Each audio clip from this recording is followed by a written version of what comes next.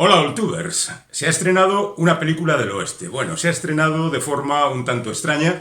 Hablaremos de ella un poco, pero hablaremos sobre todo del género al que pertenece, porque me parece una ocasión de oro para abordar este asunto del western y ir deslindando un poco la leyenda de la realidad y aclarar de una vez por todas qué es el género y decir cuáles son los grandes momentos y decir también que a pesar de que parece que desde hace muchos años ha pasado de moda, eso no es totalmente cierto. Ha pasado de moda su iconografía, ha pasado de moda su estética, pero desde luego el western sigue viviendo en multitud de historias. Las más evidentes, las de Star Wars, donde se cambian las praderas por el espacio y los personajes también en consecuencia, y se llega a extremos dentro de ese mismo mundo muy relacionados con el western en la serie de Mandalorian, por ejemplo, ¿no? Pero bueno, hay toda una historia aquí detrás de ciento y pico años que conviene ir desgranando poco a poco. Digamos que el western es un género americano, en principio, porque viene a contar la historia de aquel país. Viene a contar la historia de aquel país de aquella manera, sustituyendo lo que en Europa, por ejemplo, conocemos como la épica medieval por la conquista del oeste que decían los estadounidenses. Bueno, es cierto que ellos no tienen ese pasado que podemos tener en Europa, pero la verdad es que se aferraron muy bien a su historia y la fueron contando de manera que consiguieron una repercusión mundial.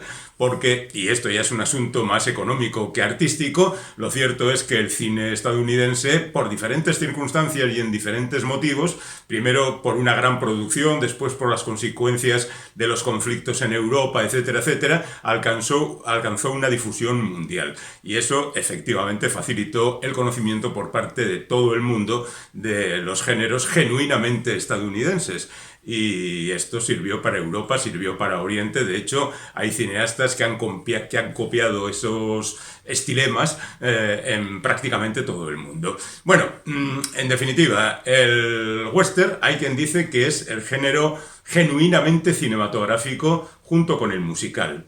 Bueno, yo discutiría esto un poco porque en principio a mí el musical me parece de entrada como más teatral que cinematográfico, aunque después se haya llevado a la pantalla historias que han nacido en las tablas. Pero en cuanto al western, es verdad que es el cine el que lanza al western a la fama y a la leyenda. Pero también es cierto que hay western en literatura y hay western en cómics. Y a este respecto os remito a un vídeo que tenemos en este mismo canal con la disculpa del Teniente Blueberry, donde repasamos una serie de historias primero escritas y después dibujadas que yo creo que alcanzan a un amplio espectro de esta producción. ¿Cuál es el motivo del éxito del western? Pues en Estados Unidos claramente el hecho de la identificación. De la misma manera que a nosotros nos hablaban de las epopeyas antiguas y en todo caso de los héroes medievales, o sea, allí como 6 o 7 siglos atrás, en Estados Unidos a principios del siglo XX pues se hablaba de lo que habían vivido los padres de los ciudadanos e incluso muchos de ellos habían vivido las experiencias que se contaban en el cine. Por ejemplo, la expansión hacia el Pacífico de los Estados Unidos ocurrió en los años 70, 80 del siglo XIX y ya había western a principios del siglo XX. Es decir, que esa gente, algunas de las personas que vieron esas películas, de alguna manera veían lo que habían vivido. Y ese aspecto documental yo creo que fue muy importante desde el punto de vista de identificación de todo el país en torno a un género que ellos consideraban muy suyo. Evidentemente, algunas de esas películas tienen una gran importancia documental. El hecho es que la primera película western, que se hizo en 1903, El asalto y robo de un tren, es una película que se rueda cuando hay todavía ladrones de trenes, cuando todavía Butch Cassidy y Sundance Kid andan asaltando trenes antes de marcharse para Latinoamérica y terminar allí sus aventuras. Asalto y robo de un tren es una película de Edwin S. Porter que cuenta lo que dice el título, el asalto y robo de un tren. Es decir, en diferentes niveles de narración se cuenta cómo son los bandidos, cómo preparan el atraco, cómo atracan y al final hay ese impactante fotograma del individuo disparando a cámara En algunas versiones, ese fotograma, esa secuencia, se utiliza para empezar la película. En la generalidad se utiliza para cerrarla. El tipo se llamaba Justus Barnes, el que dispara a la pantalla, y es una de las imágenes icónicas que han quedado para la historia. Es una película que tiene un gran éxito. De hecho, el director Porter haría unas 800 películas a lo largo de los próximos 10 años. Que está bien, son unas cuantas películas. Es verdad que no son películas largometrajes, sino que son películas muy cortas. Él estableció una cadena de producción que hacía que esas películas se hicieran en un día y siguieran tranquilamente con la siguiente al día siguiente. Bueno, no pasa nada. También es cierto que mientras el pueblo apreciaba este tipo de películas, lo cierto es que la crítica nunca tuvo muy en cuenta al western por considerarlo un género menor.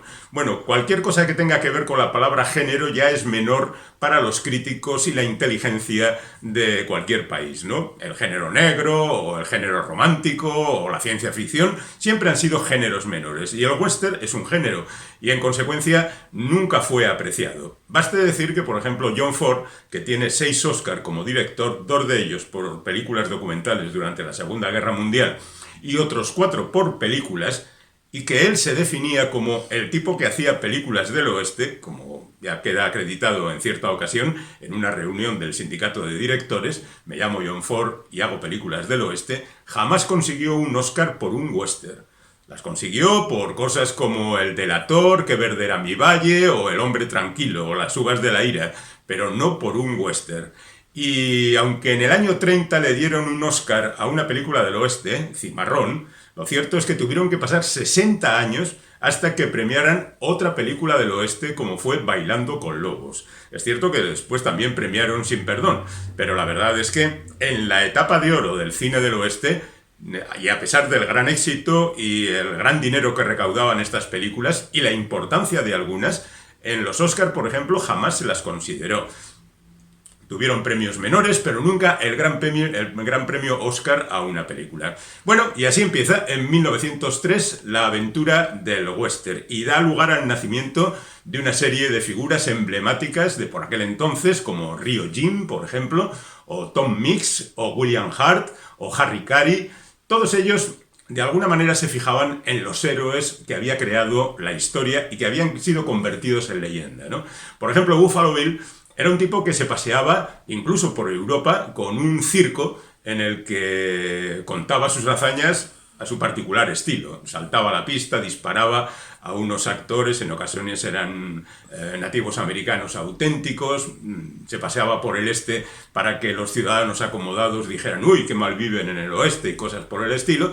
Pero bueno, todos estos actores al final tenían unas características muy, muy determinadas para cada uno de ellos. Tom Mix, por ejemplo, que había sido Ranger de Texas, era el vaquero divertido, vestido de manera estrafalaria, con trajes muy llamativos.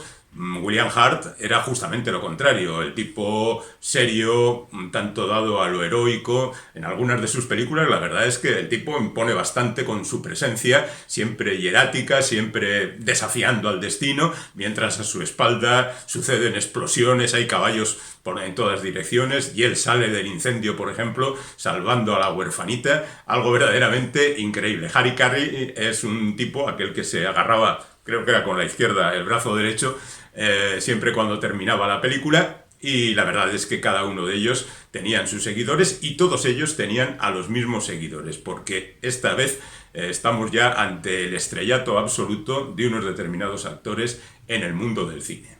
Convendría decir de entrada que no todas las películas que se ambientan en el mundo del oeste son westerns.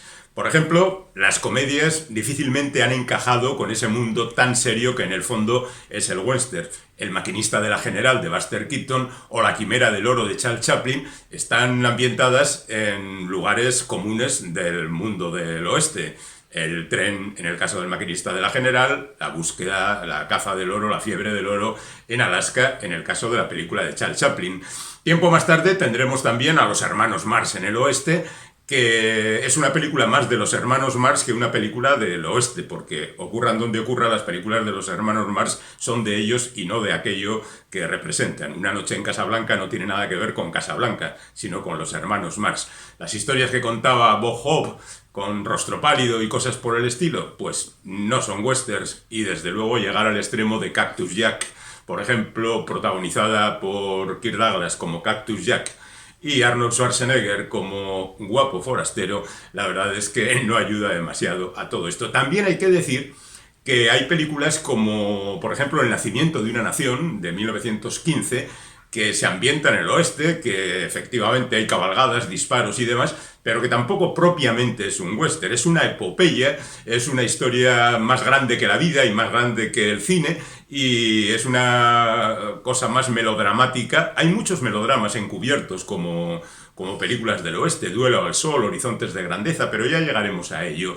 Y por supuesto, Lo que el viento se llevó no es un western, a pesar de estar ambientada en la Guerra Civil estadounidense. Nosotros vamos a irnos a por los western auténticos. En 1912, por ejemplo, se hace La Matanza, que es una película donde ya se pone mal a los nativos americanos, que son los malos de la película, y que evidentemente son los causantes de la matanza del título. Luego llegarán los blancos para arreglar todo aquello.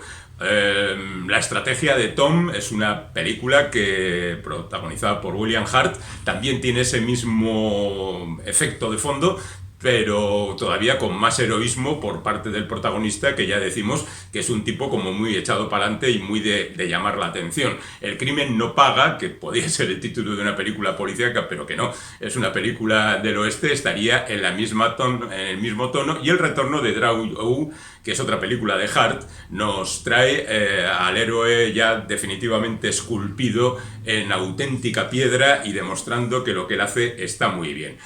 Tiene que pasar 20 años prácticamente desde el comienzo de Cine del Oeste, con el asalto y robo de un tren, hasta La Caravana de Oregón, que hace James Cruz en 1923. La Caravana de Oregón es simplemente casi una película documental, un falso documental, diríamos ahora, sobre el avance de los pioneros hacia Oregón, que como sabéis está en la costa oeste estadounidense.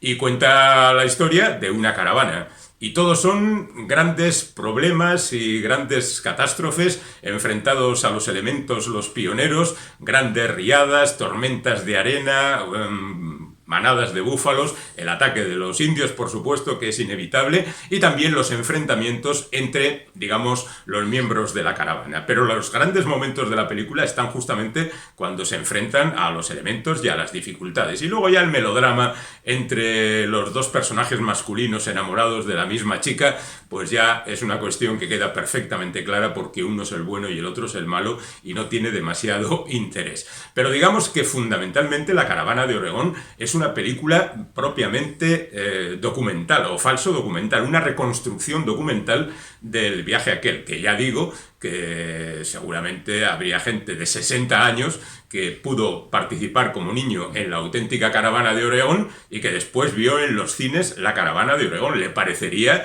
algo así como un magia o algo por el estilo, ¿no? Como cuando los que vieron las primeras proyecciones en París vieron el tren en la estación y creían que les iba a atropellar, o algo por el estilo. Bueno, esa es una película que hizo la Paramount, e inmediatamente la Fox, que ya estaban todas las grandes compañías establecidas en Hollywood, decidió darle la réplica, y la réplica fue El caballo de hierro, y llamó a un jovencito, unos 30 años tenía por aquel entonces, un tal Jack Ford, o sea, John Ford, y le dijo: toma esta pasta y vete haciéndonos una película sobre el gran trazado del ferrocarril.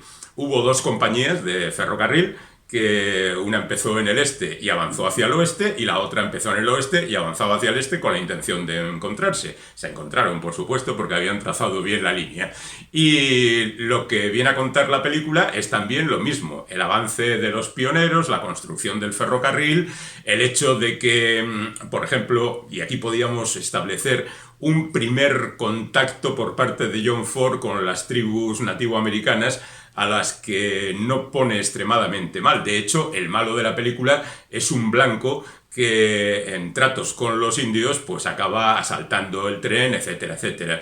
Pero bueno, El derroche fue monumental porque participaron en la filmación de la película miles de personas. De hecho, se cuenta que había 1000 chinos. Es cierto, históricamente, que los chinos tuvieron mucho que ver en la construcción del ferrocarril, pero aquí se reprodujo con bastante fidelidad.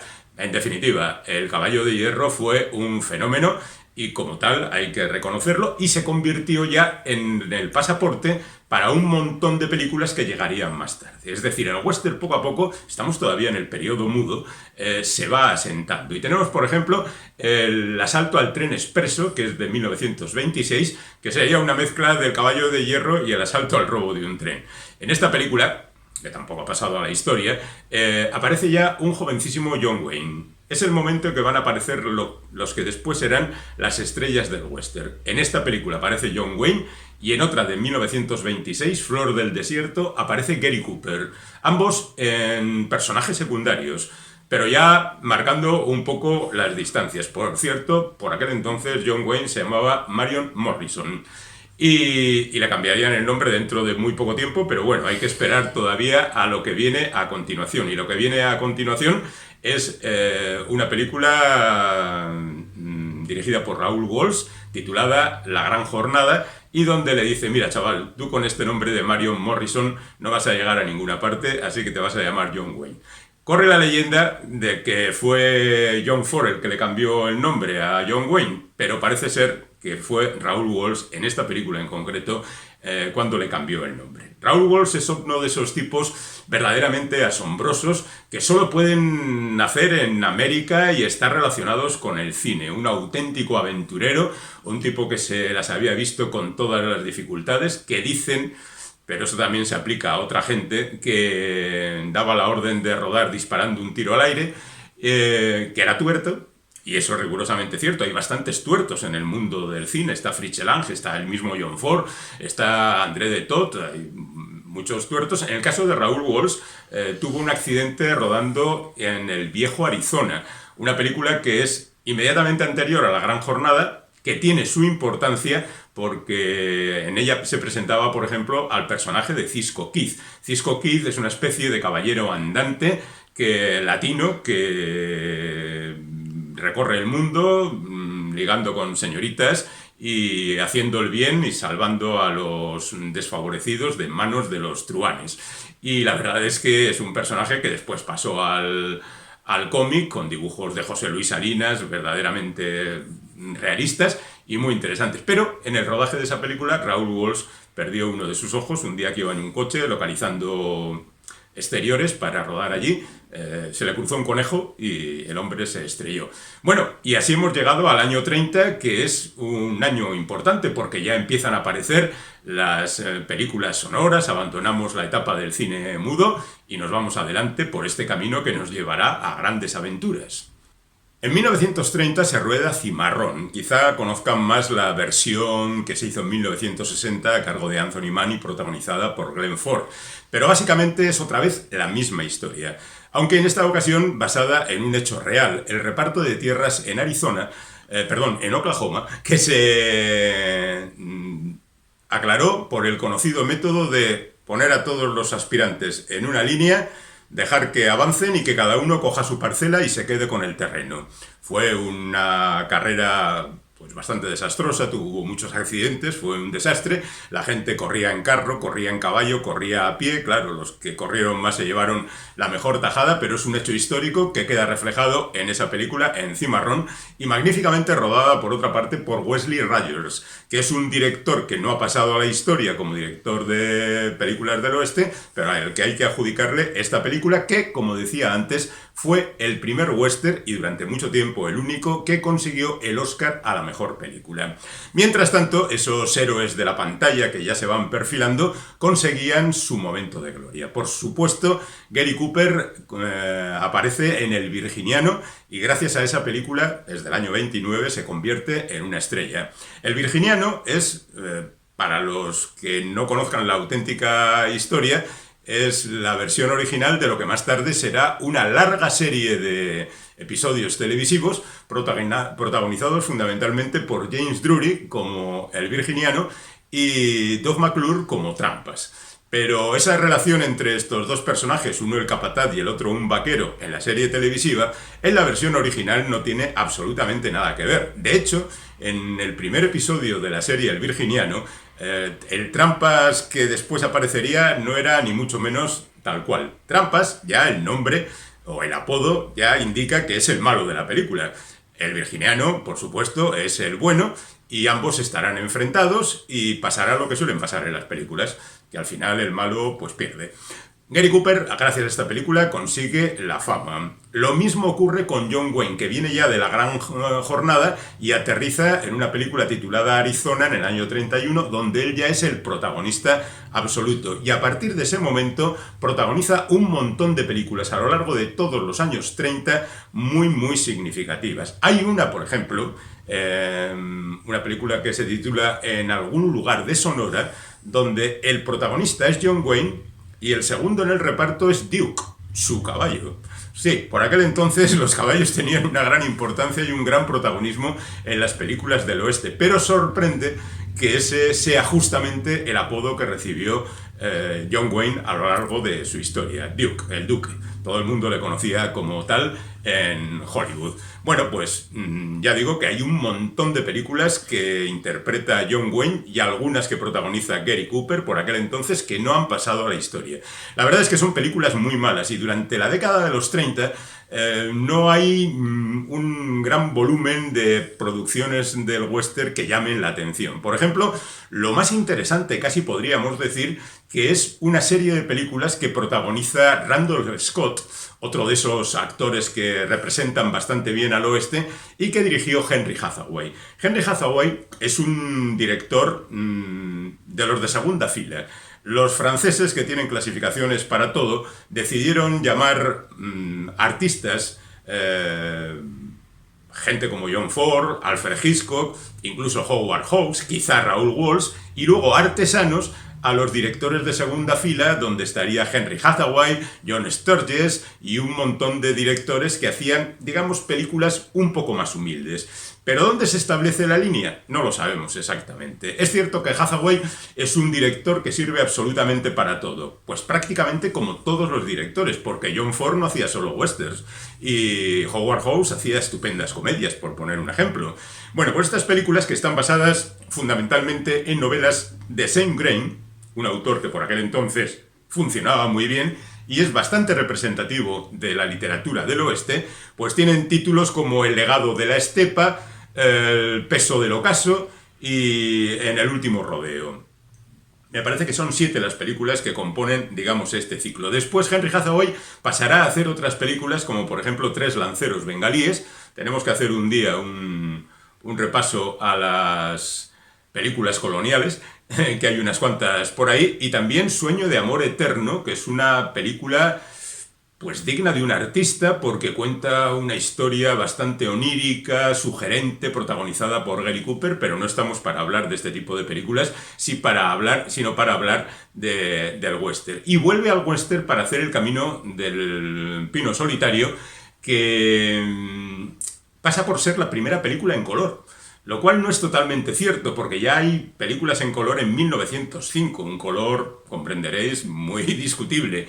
Pero digamos que El camino del pino solitario es la primera película íntegramente en color, ni siquiera El mago de Oz, del año 39, es íntegramente en color. Esta es del año 36 y viene a contar el enfrentamiento entre dos familias de rancheros por causas que se han olvidado, pero que han desatado un odio terrible. Es una película bastante convencional, protagonizada por Fred MacMurray y Henry Fonda, pero que tiene ese punto de la historia en que fue la primera película en color. Y luego hace El pastor de las praderas con John Wayne, y el tipo deja de hacer western hasta 13 años más tarde. Así que nos lo encontraremos otra vez cuando lleguemos a los años 50. Bueno, además de todo esto, hay otros directores. Cecil B. DeMille, que es un director considerado como de los primitivos, es decir, que por una parte es un poco bruto y por otra parte estaba ahí casi desde el principio del cine, hace películas como El signo de la cruz, pero también se acerca al western, por ejemplo, en la película Buffalo Bill. El título original de esta película es The Plainsman, el llanero, o el habitante de las llanuras, o algo por el estilo. pero en España se conoce como Buffalo Bill, lo cual es muy curioso teniendo en cuenta que los protagonistas son Wild Bill Hickok y Calamity James, interpretados respectivamente por Gary Cooper y Jan Arthur. Es una película que sigue los mandatos de Cecil B. DeMille, que era aquel tipo que decía que una buena película es la que empieza con un desastre y de ahí va subiendo hacia arriba. Bueno, pues eso era Buffalo Bill, una película donde Wild Bill Hickok se ocupa de establecer la paz entre blancos y nativos americanos, donde las cosas se tuercen por culpa del malvado y donde Buffalo Bill es un personaje secundario. Por entonces también hace Unión Pacífico, una vuelta de tuerca al caballo de hierro de John Ford, para contar cómo se hizo el trazado de las vías férreas que atravesarían el país. Y más tarde hizo Los Inconquistables, otra vez con Gary Cooper, para contar una historia de la guerra de independencia estadounidense, metiéndose por medio también los nativos americanos y demás, y luego franceses e ingleses. Tenemos que mencionar también a Michael Curtiz, que era un húngaro que había emigrado a Estados Unidos y que se había pasado la vida haciendo películas de aventuras, fundamentalmente. Hay un detalle anecdótico que cuento aquí y que dice que este hombre no dominaba bien el idioma y que en el rodaje de la carga de la brigada ligera decía cosas como, por ejemplo, traedme los caballos vacíos, es decir, caballos sin jinete. Bueno, ese es el título, curiosamente, de la autobiografía de David Niven, que era uno de los protagonistas de esta película. Pero bueno, el bueno de Curtiz hizo una serie de películas en los años 30 con la pareja de moda, que no era otra que Errol Flynn y Olivia de Havilland, que habían protagonizado El Capitán Blood, Robin de los Bosques, Murieron con las botas puestas y tantas películas, y que hicieron una serie de western, digamos, secundarios, como son, por ejemplo, Dogs, Ciudad sin Ley o Camino de Santa Fe. Y el propio Curtiz, en compañía de Errol Flynn, pues dirigió cosas como Oro, Amor y Sangre, y con otra partener femenina. Son películas que se ven bien, no se ven, no pasa nada, pero sientan las bases de la serie B en el mundo del western, que habrá multitud de títulos que puedan meterse dentro de este saco representativo. Pero con esto ya estamos en el año 39, y el año 39, claro, es el año de La Diligencia. Llegados a este punto, y cuando tenemos que hablar de La Diligencia y de John Ford, queremos deciros que hay un magnífico vídeo en este mismo canal donde se repasa la trayectoria de este autor, y en consecuencia, bueno, pues ahí tenéis la documentación. No obstante, hay que referenciar justamente esta película porque es muy importante en la historia del western. Es donde el western se hace adulto definitivamente, se abandona las no justificadas cabalgadas, disparos, amores un tanto diluidos, la espectacularidad, pero no el fondo, y se llega justamente a analizar a los personajes con gran profundidad. Esta es la historia de 9 individuos que van en una diligencia, 2 en el pescante y 7 en el interior, cada uno con su motivo para ir a Locksburg, cada uno con la intención de llegar allí y conseguir su objetivo. Hay una prostituta que ha sido expulsada de un pueblo, hay un médico en las mismas circunstancias, un tratante de alcohol, un taur, un pistolero, un banquero que se ha llevado el dinero de los que confían en él, la mujer de un teniente del ejército que está embarazada y que también supondrá, gracias a ello, pues una situación un poco tensa, y luego tenemos también al sheriff y al conductor de la diligencia, y todos juntos van a avanzar hacia su destino, porque ha llegado la noticia de que Jerónimo se ha levantado en armas, ha abandonado la reserva y tienen prisa por llegar.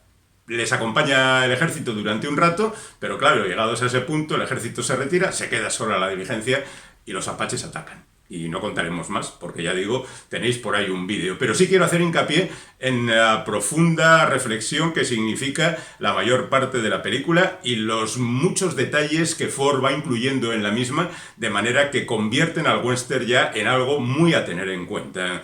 Y como tal, ha pasado a la historia y como tal tenemos que considerarla. La diligencia es el gran punto de inicio del western maduro. Cosa que 23 años más tarde el propio John Ford destruirá. Pero ya llegaremos a ese punto, si es que no lo sabéis, con El hombre que mató a Liberty Balance. Otras cosas que ocurren en el año 39, pues por ejemplo se hace Tierra de Audaces de Henry King, que es la historia de Jesse James y su hermano Frank James. Una historia que es bien conocida porque se han hecho pues docenas de versiones de esta historia, los luchadores de la Guerra Civil Americana que vuelven a su casa, se la encuentran destruida por la guerra y por los especuladores que tratan de arrebatársela. Entonces ellos responden asaltando bancos, asaltando trenes, y al final son perseguidos por absolutamente todo el mundo, desde la agencia Pinkerton hasta los investigadores del ferrocarril, por supuesto el ejército, y todos conocéis el final terrible en el momento en que el bueno de Jesse James va a colgar un cuadro donde pone hogar, dulce hogar, y Robert Ford le dispara por la espalda y le mata. Bueno, esa película tiene un gran éxito, tanto que promueve una de las primeras secuelas de la historia, que es El retorno de Frank James, que es una película que hace Fritz Lang,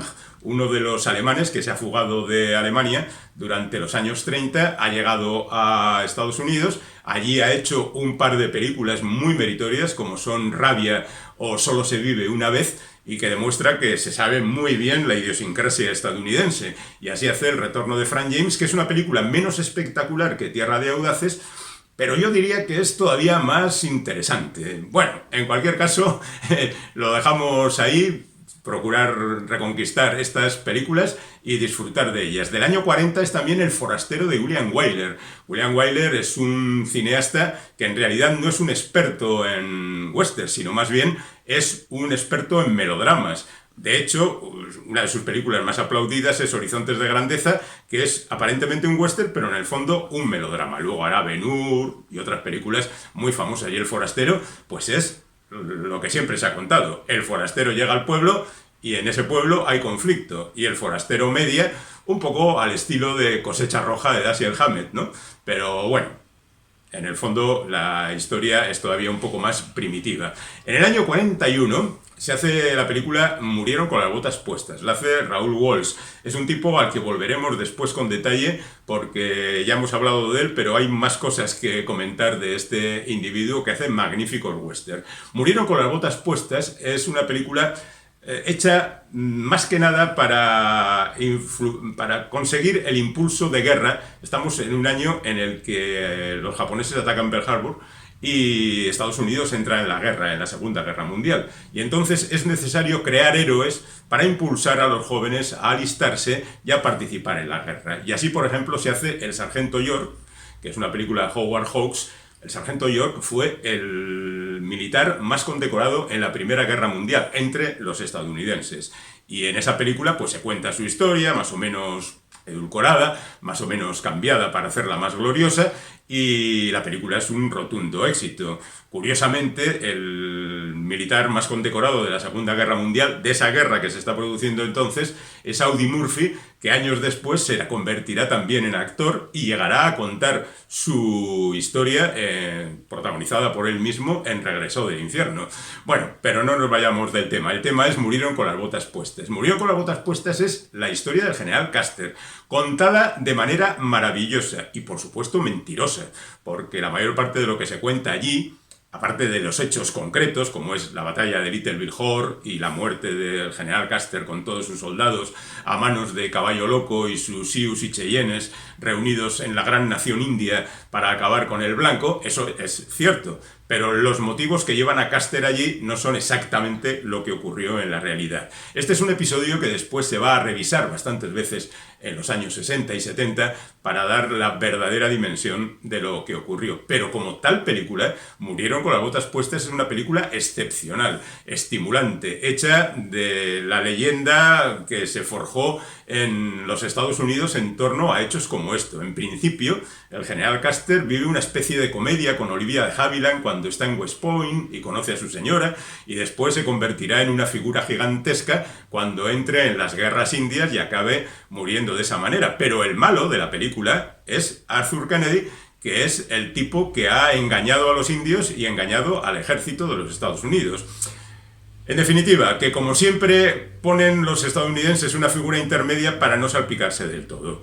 La película tuvo un gran éxito y lanzó al estrellato al bueno Raúl Walsh como director de películas potentes. Hay otra película dirigida por Fritz Lang, este alemán reconvertido en estadounidense, que es Espíritu de Conquista o Western Union, otra vez con la historia del ferrocarril, y El forajido de Howard Hughes, que en realidad dirigió Howard Hawks, pero que al final, como era el productor Howard Hughes y él la terminó, la firmó y se quedó tan ancho.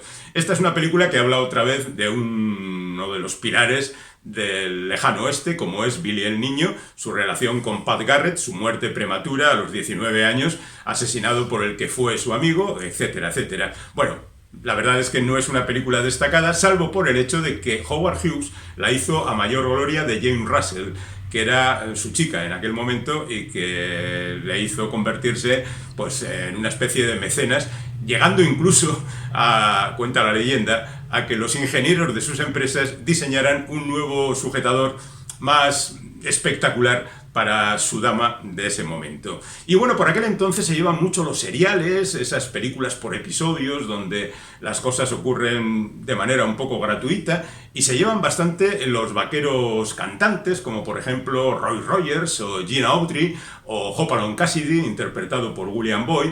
Son historias que no pasarán justamente a la leyenda, pero que van haciendo un sólido y potente universo donde la identificación con la estética del western ya está plenamente asumida y, en consecuencia, podemos hablar de toda una industria volcada justamente en este territorio. Y llegamos así al año 46, donde por una parte tenemos Duelo al Sol y por la otra Pasión de los Fuertes. Y a partir de ahí pues tenemos montones de cosas más que contaros en una segunda parte de este vídeo que llegará próximamente. Así que nos despedimos, pero nada, un ratito solo.